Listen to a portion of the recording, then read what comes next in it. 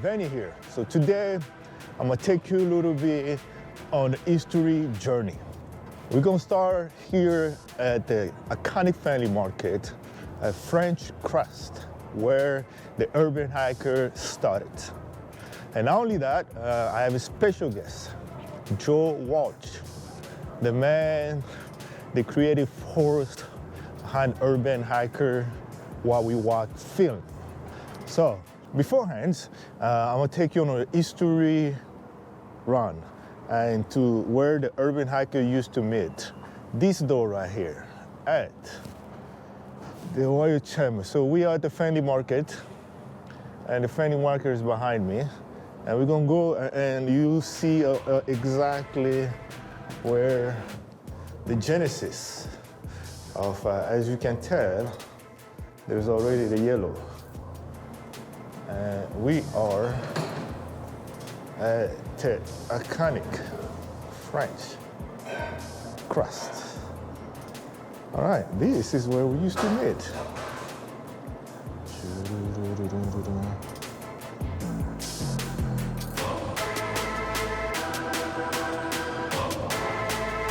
All right, and Joe gonna meet me here. We're gonna talk a little bit and we walk to the library.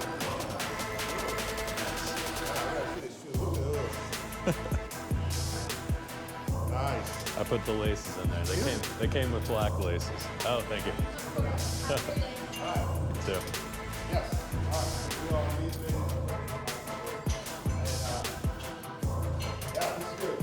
My name's Joe Walsh. I'm an artist, and in this context, I'm an animator. Yeah. I did all the animation for the Why We Walk film.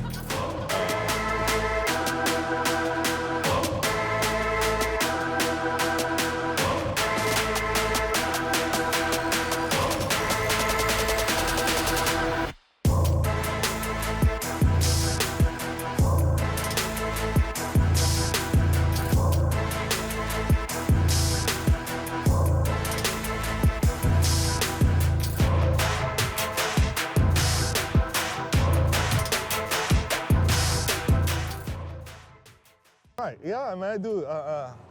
Let's go a little bit back about your creatively, how you end up into animations, and yes. Yeah.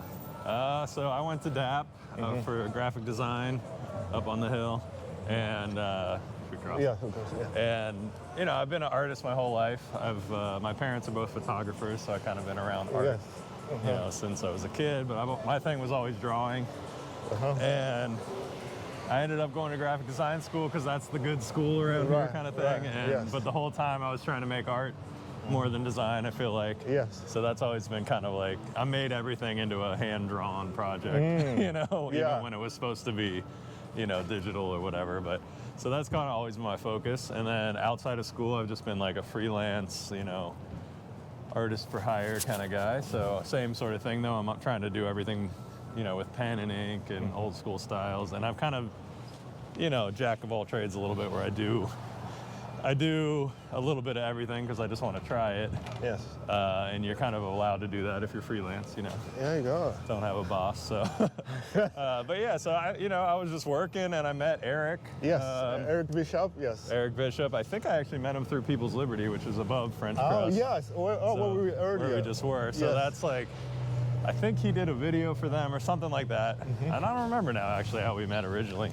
But he hit me up about just doing some graphics. Like I think I did like the Urban Hikers logo. Yes. And a couple things like that. And then he always said, like, one of these days I'm gonna make this movie.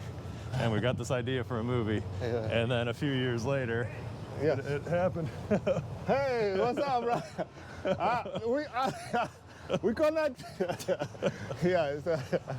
Yeah. But yeah, so he, you know, it was one of those things. Like he told me about it years ago. I was like, I would love to do something more with animation. I'd always done some stuff, but nothing long form like that. Yes. Where I'm actually telling a story. Right. And so it was like a cool opportunity to do that. And then it kind of came up right around COVID. So I didn't have the same work I normally had. And it was kind of like I knew it was going to take a while. I mean, it ended up, we can talk about that later, but it ended up taking a long time. And so it was a good COVID project because I was able to just be in my room and working on it in my studio and just like really dive in and give it the time it needed. Nice. Because it takes a lot of time. Yeah, what was sort of your initial creative approach? Because the story itself, there were so many elements. How do you pin down where to draw, what to illustrate, what not to illustrate? Yeah, that was kind of a collaboration, I would say, because Eric had been working on the movie already, and he had like a little bit of an edit together, kind of. So he knew like these sort of areas where a lot of it was like backstory type stuff, or like historical reference, like with Harper's Ferry and John Brown and all that. It was like stuff that you can't really film, like Abdi's backstory in Ethiopia, like, we can't film that. So those were kind of the obvious ones to do. And then from there, I just like did storyboards, which I can send you pictures of those, but like Eric and I got together, we worked on that. And it was just like general, like this is the part of the story we want to illustrate. And then I just came up with like how to do that, like what to draw, what to focus on. I don't know. So I did these like overall storyboard of everything I was gonna draw. Yes. And then I would go in for like, months on each one. So you just dial in after you frame the story to just go in. Oh, wow. Yeah, because it's kind of, you have a storyboard, but that's just like a little drawing. Like it's real loose. It's not, it doesn't look like it's really gonna look. So then you got to go in and draw the backgrounds. And then figure out what action you want to show. And then you got to draw frame by frame everything. So, I knew I wanted to show Abdi as a kid, like running up this hill. So it's like, all right, I got to do that. And then I start drawing it, and it takes, 2 weeks before I can like combine it all into the final shot. So I don't know, it was a lot of that, like go in, try something, back out, put it together, see how it looks. And I was doing a lot of it for the first time, so I was kind of figuring it out as I went, honestly. It was a big part of it too. Oh, wow. Which was great. It was cool to have an opportunity to like do so much. I think it's like 15 minutes of animation or something like that. Which is a lot. It converged in time. How long it take? 15 minutes? I mean, it took like almost like a year and a half or something like that of me working pretty much only on that. I did other work at the time, but not a ton, because it was COVID, so I was able to have a little more wiggle room and not have to take on as much stuff. So yeah, just a year and a half for 15 minutes. But I think if I did it again now, I could probably go a little faster with certain stuff, because I just know stuff now that I didn't know then, but it's not really any way around it. It takes a while when it's only one person doing it. Wow. This is because I know. I remember one time I saw you. You'd be like, "Hey, I think that's where we met." You'd be like, "I've drawn you so much." I had that moment with Teray as well. I was like, I saw him at the Y. I was like, I think I've drawn you like hundreds of times. But yeah, so we didn't meet until we had already been working on it? Or, Wait, I don't remember. Or I drew you for the logo and stuff. Yes, the logo, yes, correct. Oh, yes. That's cool. Yeah, it's crazy to I spent so much time working on basically your story. Yes. It's a pretty crazy thing to have.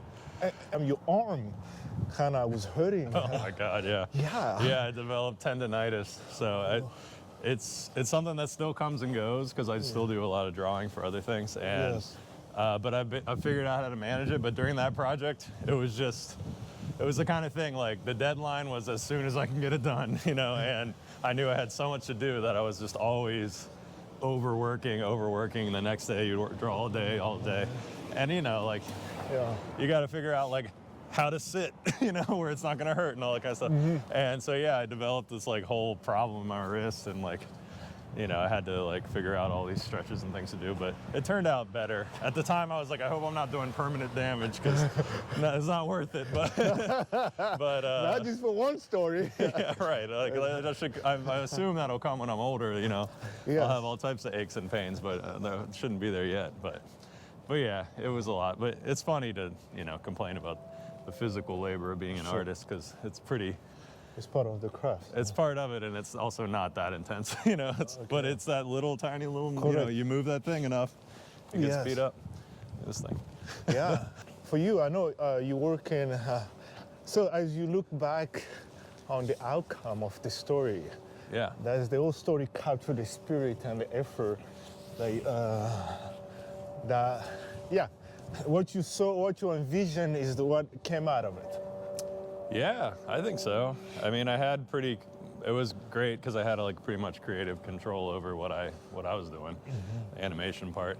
And yeah, I was really happy with it. Yeah. I think it turned out, I think like the historic, like bringing in some of the drama of like John Brown's story. Yeah. Oh my God, yes. Like the I think graphics, man. Yeah. As I think that's such a crazy story, and like if you don't already know it, getting a little visual of it, it kind of drives home like the point of how, why Abdi sees this guy as a hero and all that kind of stuff. And I learned a lot through just like doing the work. So that's something I love about this. Just like working on projects like this is you get to learn about things you wouldn't have known about if Eric had never hit me up about this, I wouldn't know as much about John Brown and that whole story. Yes. But yeah, I mean, overall, I was really happy with the result. It was really cool to dive in so deep on something, and like really take the time to like have scenes. Like anything I'd done before with animation was just these little loops and like making somebody's logo do something or whatever. So to like really tell a story, I don't know, I was really happy with Abdi's backstory, that whole sequence I really like, and the John Brown stuff. But yeah, it was great. I like the party scene with you and Trey meeting. I know. That's a funny one. The intense moment, is because you sort of capture the spirit of those moments. And for you, I'm interested in your thought process, your creative process of like honing down of the feel and the sense of, so we can cut through. Yeah. I mean, I was just thinking about movies, and like cinematic moments. So like in that moment when you and Teray meet, it's like kind of presenting these people as characters, like almost like an action movie to something. And not going too far with that, but like when he pops up, and you look up from your drink and it's like, oh damn, this guy means business. And like that, I was just trying to like think about, I don't know, just movies and like treat it like a cinematic experience where, we set up the factory building that the party's in, and then you go in, the music comes on, And that was really cool working with Eric, and like there's those people that made the soundtrack and everything. Crutch of Memory. Yeah, Crutch Memory, And it was just cool to see how, because I did what I could do, but then Eric did a lot of like audio stuff to amplify the animation. But anyway, I don't know. I just would do sketches and try to like get the feeling and have there be humor in it and stuff like that whenever I could. And I don't know. I also love like texture, like adding texture and kind of like having the background like move a little bit, things like just little details that make it a richer world, Yes. And I think the texture, even for all the scene, even the especially there was the slave boat, the one you captured. Extremely powerful. The shooting at the Harper's Ferry. Where they're shooting through the wall. Yeah. And for anyone, you sort of you get transported inside those moments. Yeah. Like I was trying to do like lighting stuff or like I did this thing with it where there's like a paper texture that's always moving. Correct. And it's like almost adds like a film grain kind of look to it. Right. But I don't know. I mean, I was just, it's just fun to think like all that stuff is just drawings on paper to begin with. And then you just, add texture, add sound design, add movement, and like suddenly it feels like, you can get kind of lost in it, like you're watching a movie. And that was really rewarding to see. I mean, so much of it, it's like you feel like you don't even know what you're working on. Sure. Because so much of it you're just drawing, and then you have to scan all that in, and then and it takes like weeks before you can just press play on it. It's like, there it is. So yeah, as far as like what did I think about the final thing, it's like, damn, we made a movie. That's crazy. That's wild. I know, and And for you currently, what are some of the projects you're working on?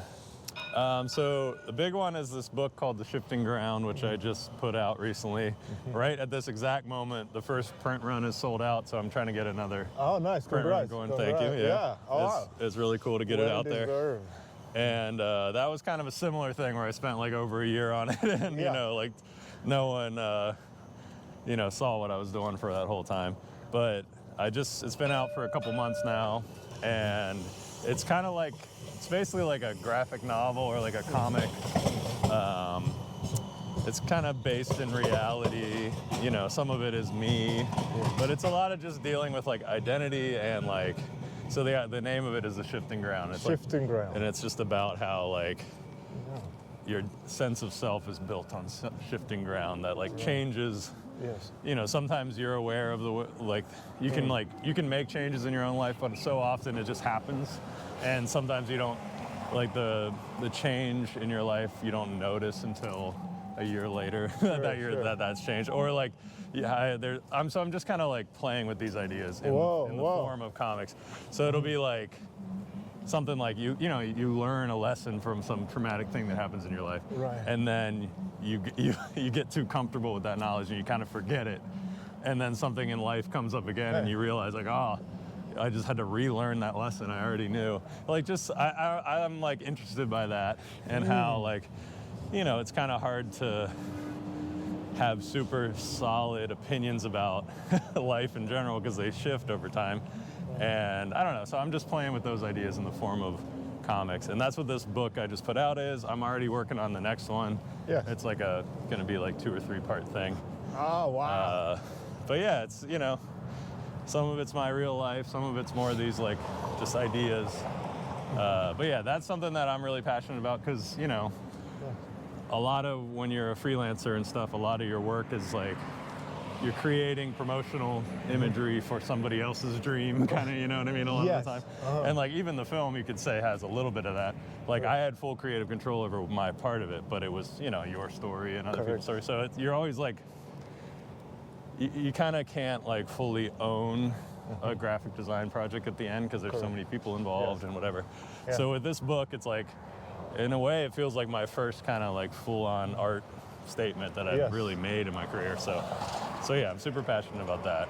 That's the thing I'm most excited about. But I still do some design work and have clients that I do illustration for, things like that. But I would love to just become a guy who puts out books and people buy them, and that's my main thing, you know. Yes. That is like kind of a goal I'm working towards. And you know, the book's gotten a pretty good response so far, but I still need to push it harder. I got to do a reprint. So, but yeah, that's the big thing right now. And I've been thinking about animation. I haven't done like a major animation project since this movie, so maybe it's something I should try again. But it is very labor intensive. It is labor intensive. And so are comics. So is what I'm working on now, because what I'm doing now is all hand drawn and all that too. So, but it's a little. You don't have to draw everything 30 times, you know. You draw it once. But yeah, I mean, I was wondering like how you felt like watching. Your story is less animated maybe than Abdi's and even Trey's. Like we don't have like a childhood. But like how does it feel to be depicted in this way? Like, that might be too big of a question. That's a good question. My role has been a connector, a curator for space for people, and sometimes the curator story get the if you done curated well enough. Like if you do something well enough, you disappear in some extent. Because to some extent, there was me being part of I was sort of the connect of the whole circle around. Yeah. It was your idea. Yeah. So to do the movie. Correct. Lost in it, maybe in the story. like you. Lost in the sauce. You got lost in the sauce. Yeah. No, I get it. I mean, there's just like there's a thing when you're like, you got to make it into a movie, you know, with like a storyline. you know, characters, and like that's kind of weird when it's your story. Yes, and on the other side of things is, yeah, I was like, okay, I've also, you know, my story about Congo, and Right. so, because there was a lot story encompassed. There was and we have to select. Maybe we got what we walked to. Yeah, the Vanny story. Yeah. Where we give a due to each individual to truly depict the richness. Yeah. Because as everyone come to their contribution, come with the backstory. They say why they made those choices they made. Right. To some extent. I know, yeah. I think there was some limitations because it was such a small budget, small Correct. team. Mm-hmm. I was the only one animating. Correct. So there was only so much. We'd still be working on it now if we told the whole story. Yes. So that's hard, yeah, to choose what's in and what's out, yeah. But which has opened up an opportunity for the second story, and I become a little more interesting now to focus on storytelling for the community, because like currently this conversation we are having, right? We never talked about it this in depth. Yeah. Since the creation of the film. Right. But it's like, it's important also as a backstory to truly, because for me, you represent Cincinnati, the spirit of the city. You're right, coming from the best design school in the city, right?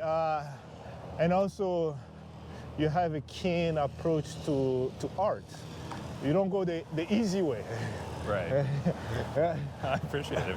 And also, like what we do is the walk is not an easy journey, because as you learn in a film as well, it was like there was a lot of discomfort that we have to overcome. Oh yeah. Personal discomfort. And you don't really, it's like you don't really know, it's not a tangible gift that you get from it that's like super explicit. Like if you do this walk, you'll be spiritually cleared or whatever. It's not like that. It's more just like the journey is the destination. I feel that way with like art. Yeah. Like, and with trying so many different things, like doing animation, doing this, doing comics, like I just want to like be on that journey forever. Yes. And I don't really have like an end goal in mind. Sometimes you got to stop and think, how am I going to make money? How am I going to, you know, this and that. But like, it's more about keeping going on the path, I feel, and like being excited by not knowing instead of scared by it. You know, that old lesson might need to change, or it might, you know, that knowledge is a more malleable thing. It's not like a thing you collect and put on your shelf. It's like, it has to be something that you live with. So yeah. Anyway, so we are here at the Cincinnati Public Library, and this is where the screening is going to take place this Saturday, and this is the first one beside the one we did at the Freedom Center. This is the first one we do publicly, where the public are open to come. So you don't have to reserve, you just have to come and show. And I think this is sort of the summarization of years of experience and collaboration is boiled down to this place. So we're gonna walk into the library and to kind of get a feel of, let's... What time is the screening? Yeah, the screening is gonna be at 1 p.m. Okay. Cool. And so there's a Q&A. So I hope. All right. Oh wow. Have you been here? I have, but I haven't come in this way. Oh yeah. Yeah. So we. Haven't seen that. Yeah. Bridge thing in there. It's crazy. This is where. So I don't know where. Yeah, I think so. The screening is gonna be here. Oh okay. Yeah. In one of these rooms? No. Here in this lobby. Oh nice. So I think the camera. Oh, there's the projector. Yeah, is right about. So they'll put some kind. Oh yeah, there's a screen that comes down there. Yeah. It looks like. Cool. That's a great setting. Yes. So this is where give you a good aesthetic. Yeah, that's great.